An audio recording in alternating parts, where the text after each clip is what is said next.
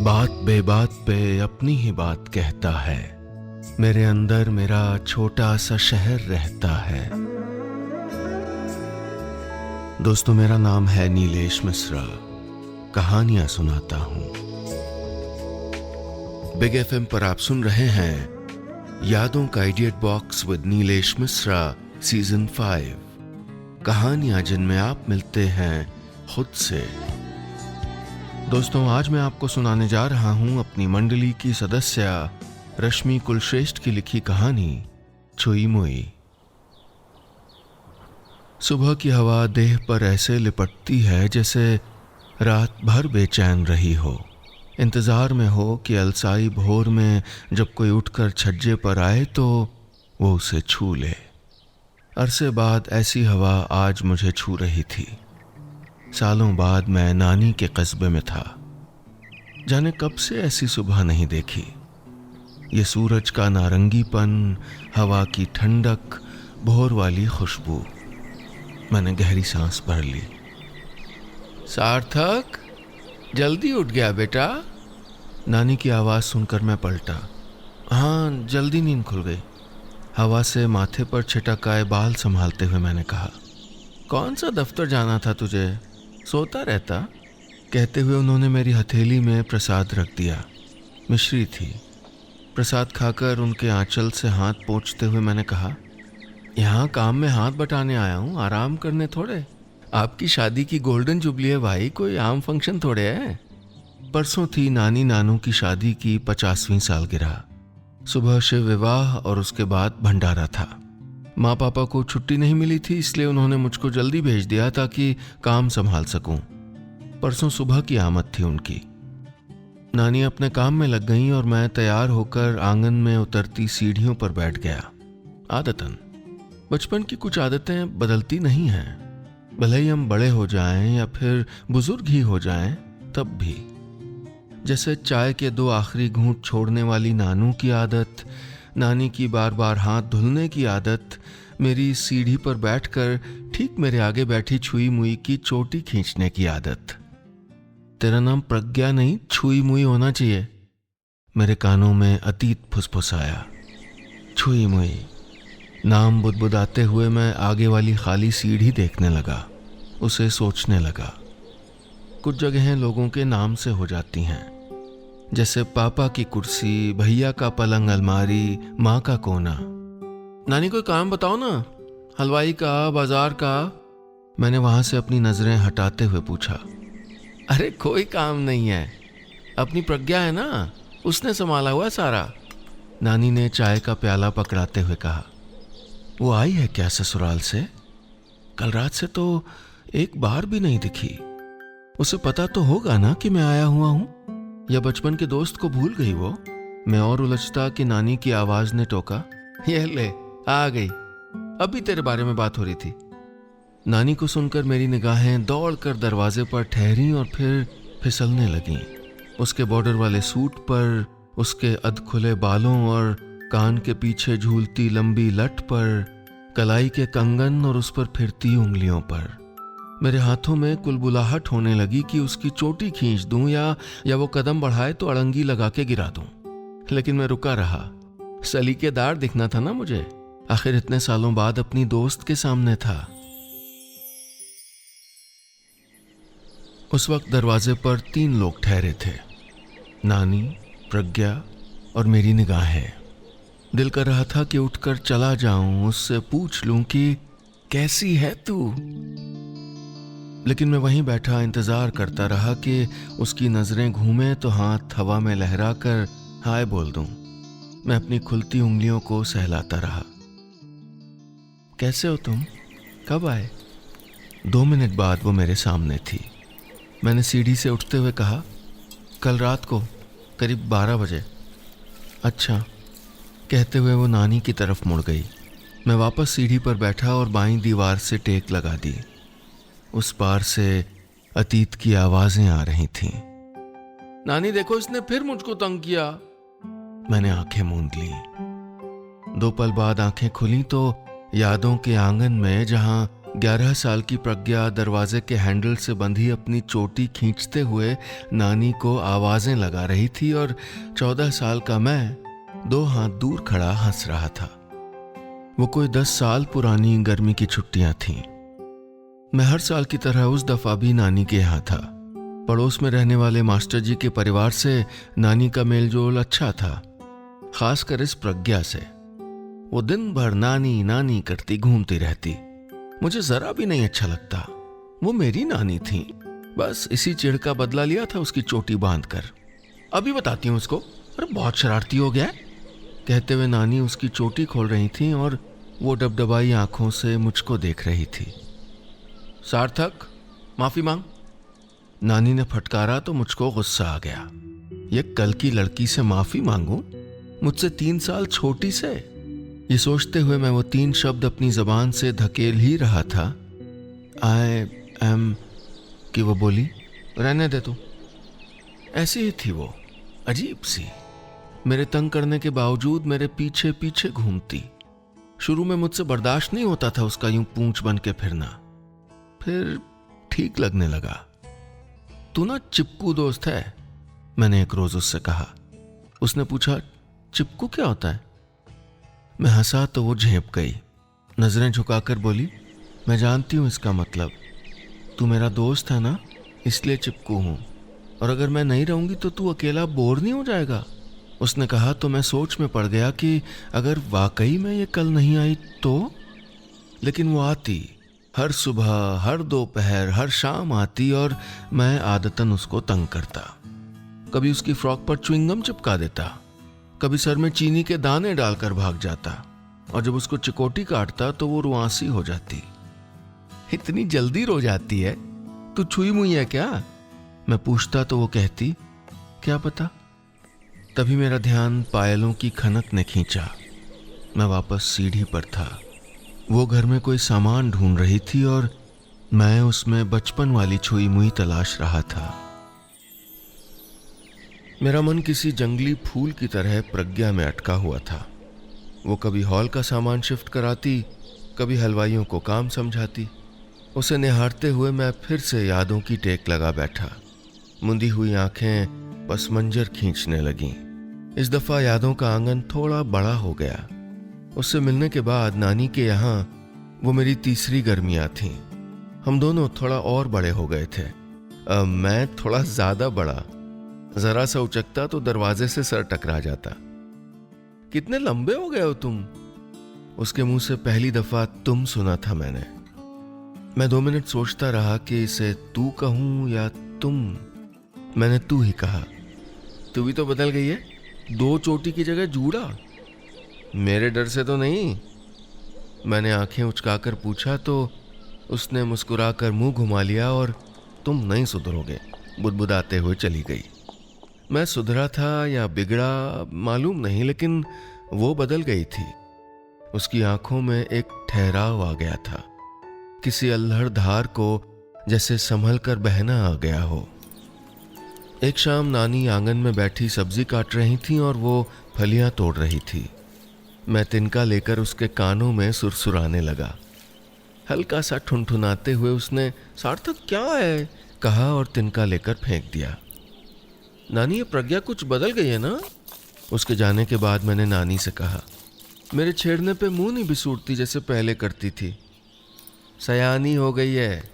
और एक तू है, इंटर पास हो जाएगा पर कोई ढंग शऊर नहीं है, एक उसको देखो। कहते हुए नानी उसकी तारीफें करने लगी। मैं रात भर सोचता रहा कि क्या मुझे वाकई शऊर नहीं है?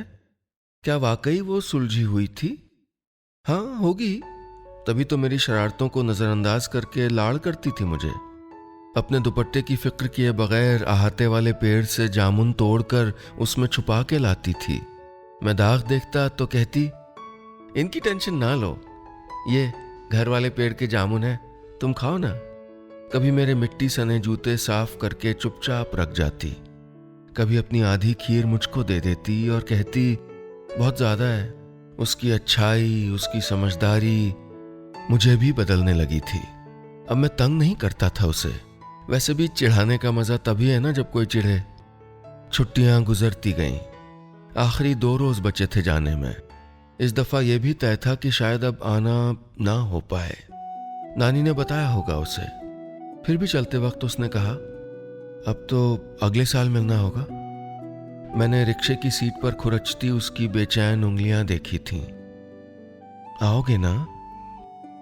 उसने ऐसे कहा जैसे कहना चाह रही हो कि आ ही जाना। मैंने पूछा तो कुछ हौल गया उसके चेहरे पर, जिसे उसने कपकपाती मुस्कान से ढांप लिया। मेरा इंतजार रहता है क्या तुम्हें? तू से तुम तक का जो सफर वो कब का पूरा कर चुकी थी, वही सफर मैंने पूरा कर लिया था। पता नहीं अपने मन से या सिर्फ देखा देखी में। जिंदगी के कुछ फ्रेम आंखों में बस जाते हैं, जैसे मेरी निगाहों में उसका ओझल होना ठहरा रहा लंबे वक्त तक। बाद में मोटी किताबों ने फुर्सत ही नहीं दी। शायद मैं भी उन्हें किसी मुड़े पन्ने में दबाकर भूल गया था। नानी से फोन पर कभी कभार खोज खबर मिलती थी उसकी। प्रज्ञा ने इंटर कर लिया है, फर्स्ट आई है, या उसने कॉलेज में दाखिला ले लिया है, मास्टर जी का ट्रांसफर हो गया था पर रुकवा लिया है। नानी बताती रहती और मैं अरे वाह दैट्स गुड कहता रहता। लेकिन एक रोज उनकी बताई बात पर मैं कुछ नहीं कह पाया। प्रज्ञा की शादी पक्की हो गई है, अप्रैल की 21 तारीख निकली है। हेलो हेलो सार्थक, सुन रहा है ना? हाँ नानी सुन रहा हूं। बुदबुदाते हुए मैं कैलेंडर में अप्रैल 21 खोजने लगा। थोड़ी देर वो लाल अक्षर साफ दिखे, फिर कुछ धुंधलाने लगा, बारिश में कांच पर जमी ओस की तरह। सार्थक तुम ये सामान लेते आओगे?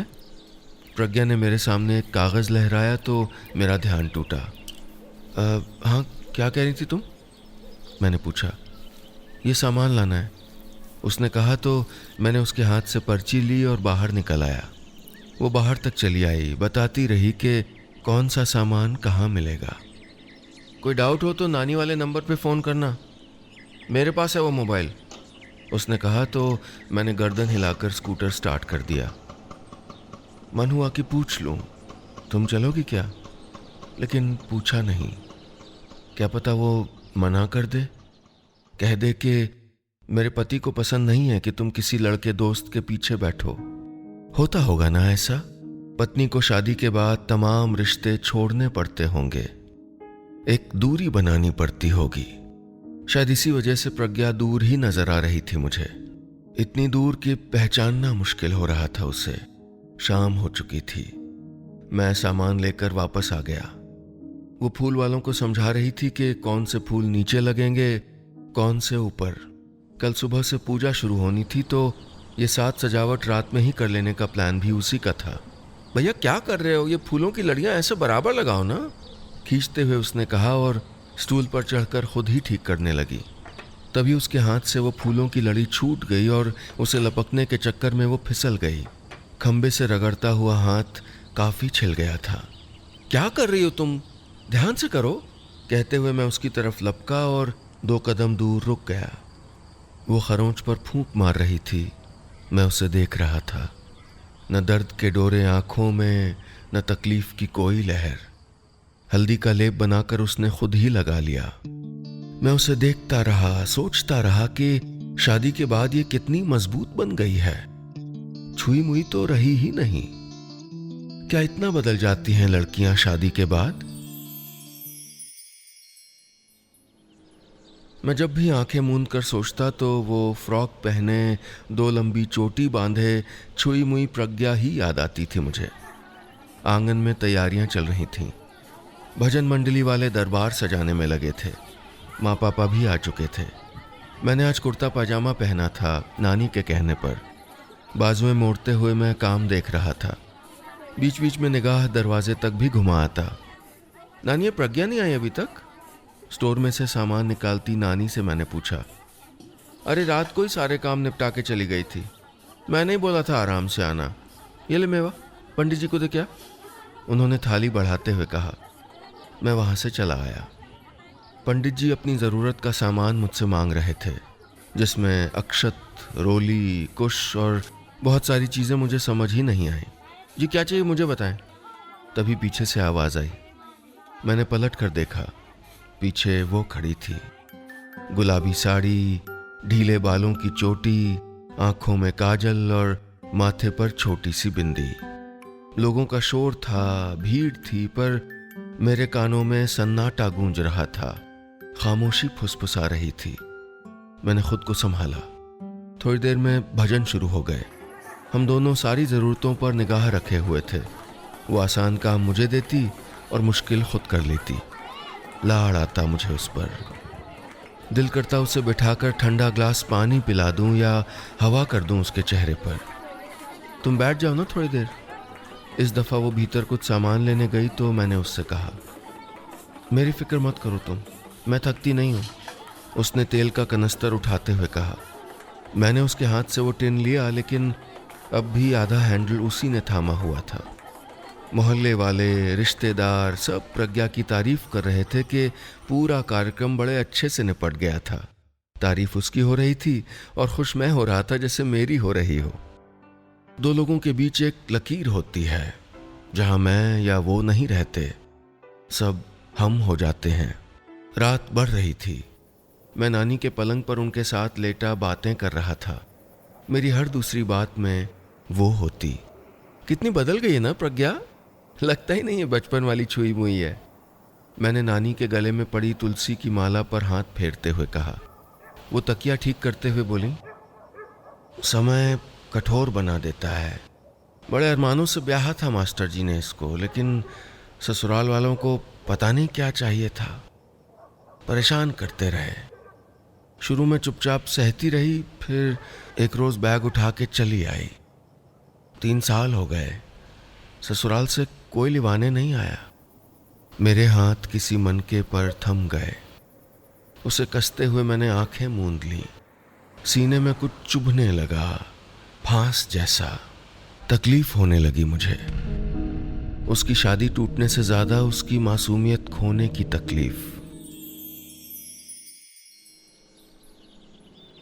रात से कुछ अटका हुआ था सीने में, सांस के बीच बुलबुले की तरह। अगली सुबह माँ पापा वापस जा रहे थे। जाना तो मुझे भी था, लेकिन मैं गया नहीं। एक रोज़ की छुट्टी बढ़वा ली थी। नानी खुश थीं और मैं खुश था या दुखी या बेचैन नहीं जानता।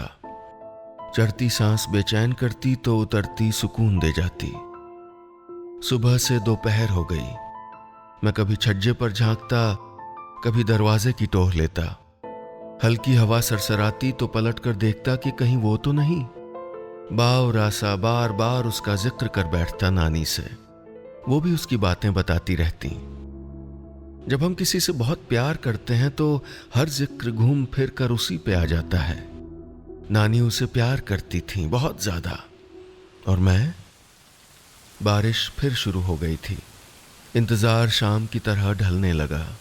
मैं मन के सूने आंगन में भटकता रहा, सोचता रहा कि क्यों नहीं आई वो। उसे पता तो है ना कि मैं रुका हुआ हूं। सार्थक बेटा सुन, तभी नानी ने पुकारा, जरा पीछे आते से धनिया तोड़ ला, चटनी बना दूंगी। ठीक है। मैं गर्दन हिलाता हुआ अहाते में चला गया। काफी बदल गया था वो।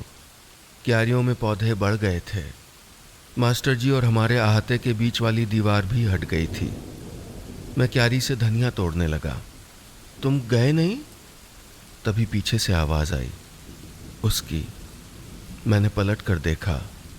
आज न बिंदी थी, न काजल, और बाल भी कंधों पर यूं ही बिखरे हुए थे। तुम्हें लगा कि मैं चला गया? मैंने एक पौध उखाड़ते हुए कहा। वो खामोशी से मेरी मदद करने लगी। जड़ को जमीन में छोड़कर ऊपर से पत्तियां तोड़ना सिखाने लगी, जैसे जड़ें उखड़ने की तकलीफ समझती हो। कल नानी ने बताया तुम्हारे बारे में कि तुम। मैंने बात अधूरी छोड़ दी। कुछ आधी कही बातें पूरे मतलब समझा जाती हैं। वो भी समझ गई। कुछ पत्तियां मेरी हथेली में रखते हुए बोली, बेमन से चुने रिश्ते निभ नहीं पाते सार्थक। उन्होंने भी मुझे बेमन से चुना और मैंने भी। तुमने क्यों? सोचते हुए मैंने उसकी आंखों में देखा। एक जवाब किनारों पर टकटकी लगाए मुझे देख रहा था। बार बार उंगली उठाकर कह रहा था, तुम्हारी वजह से। तुम गए क्यों नहीं? अचानक उसने पूछा। मैं ईंट पर पत्तियां टिकाते हुए उसकी हथेली में लगी मिट्टी पोंछने लगा। उसकी उंगलियां मेरी हथेली छूते हुए मुड़ रही थीं। 2 पल बाद मैंने 2 रंग 2 आकार की 10 उंगलियों को फंसा दिया। पता नहीं ये मैं क्या कर रहा था, या कौन बड़ी चालाकी से ये सब कुछ करवा रहा था मुझसे। सार्थक, तुम गए क्यों नहीं? उसने फिर पूछा। हल्का सा उसकी ओर झुकते हुए मैंने वही टकटकी लगाता जवाब दोहराया। तुम्हारी वजह से। उसने आंखें भींच ली। थरथराती पलकों वाली उसकी मुंदी आंखों पर मैंने हौले से अपने होंठ धर दिए। वो छुई मुई की तरह सिमट गई, थोड़ी सी खुद में, थोड़ी सी मुझ में।